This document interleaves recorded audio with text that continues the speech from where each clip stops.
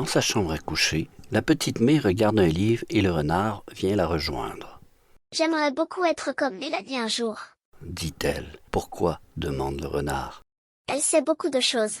On dirait que tout est facile pour elle.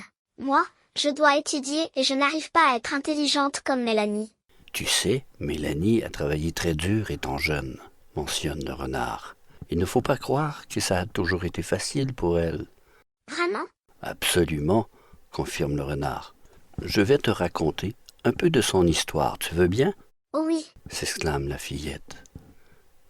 Chaque matin, avant que le soleil ne se lève, Mélanie se glissait hors de son lit pour enfiler des bottes boueuses et se dirigeait vers l'étable où les vaches attendaient leur traite matinale.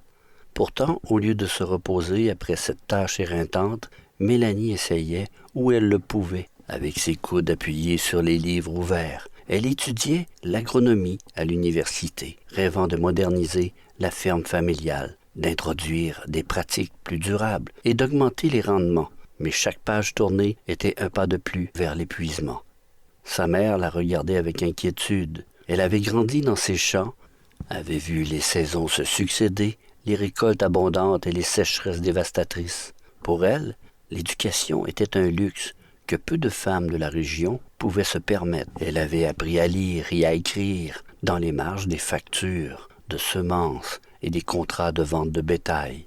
Sa mère lui disait doucement « Mélanie, nous avons besoin de toi ici. La terre ne se soucie pas des problèmes universitaires. Elle a besoin de bras forts et de cœurs résilients. » Mais Mélanie était têtue. Elle se levait avant l'aube, étudiait jusqu'à tard dans la nuit, et ses paupières étaient lourdes de fatigue. Elle se sentait déchirée entre deux mondes, celui de la tradition et celui de l'avenir. Elle voulait prouver que les femmes pouvaient être à la fois fermières et savantes, qu'elles pouvaient labourer la terre et cultiver leur esprit.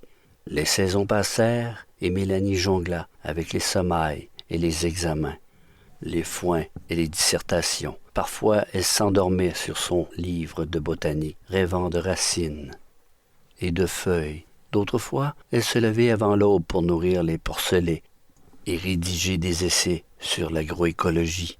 Un jour, alors que le soleil se couchait derrière les montagnes, Mélanie s'assit sur le rebord de la fenêtre de sa chambre. Elle regarda les champs s'étendre à perte de vue, les sillons tracés par les générations précédentes.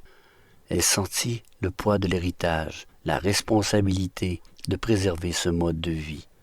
Mais elle sentit aussi l'excitation de l'inconnu, la promesse des laboratoires et des conférences, des découvertes qui pourraient changer le monde. Elle se leva, décida que la terre et le savoir n'étaient pas incompatibles, qu'elle pouvait être à la fois fermière et étudiante. Mélanie continua à semer des graines et à semer les idées. Elle devint la première femme de la famille à obtenir un diplôme universitaire. « Mélanie a fait tout ça ?» demande la fillette. « Et bien plus encore. Elle s'occupe de nous comme une maman, » ajoute le renard. À cet instant, Mélanie arrive dans la chambre avec un beau sourire. « C'est l'heure de faire dodo les petits, » dit-elle.